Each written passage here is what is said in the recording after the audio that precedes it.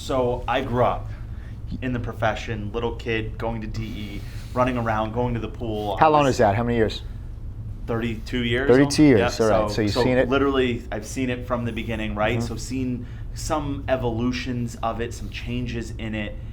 So one thing I find interesting that I don't see in any other space is there are these weird divisions. Right. And so DE back in the day, right, was every chiro that was principled, came together, it was super powerful, and they did their thing together, right? Because they came together on one core mission, which is, right, if we can correct subluxation, we know what's going to happen after that, right? And so today we have different groups, different coaching groups, different philosophies, different techniques of adjusting, right? And everyone's way is the right and the only way. And so I have a hard time with this because I look at it like religion, right? So if we all just take Christianity, you all believe the same core things, right? But you think this is a little different, you think this is a little different, you think this, but they pretty much come together on the core stuff.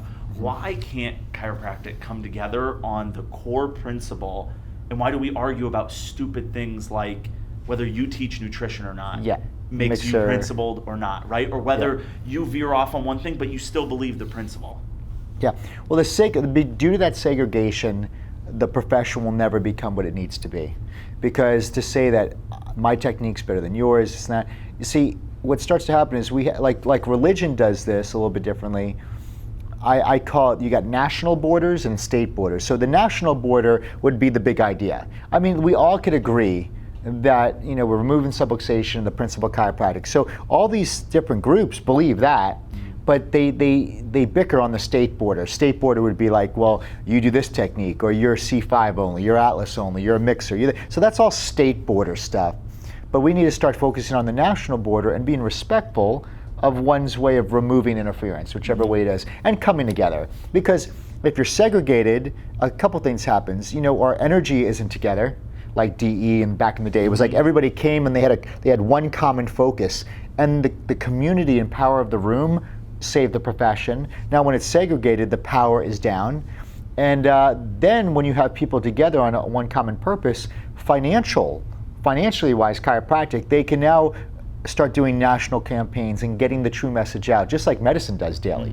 Now medicine spends $50 million a day. That's why people go to medicine, because they're better marketers. But people just don't know chiropractors, or there's so much stuff out there.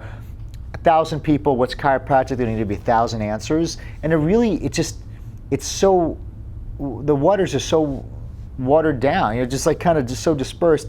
At least people know where they're getting at the dentist. We talked about that. People know where they're getting when they go to a medical doctor. And I just think people with chiropractic, they know where they're getting. Am I getting nutritional here? This guy's going to adjust me. This guy's not going to adjust me. This girl's going to, it's so many different things. And I really think, but we just need to be able to respect that and not trash talk anybody. We need to be happy about what everybody's doing, because each person has their own way of healing.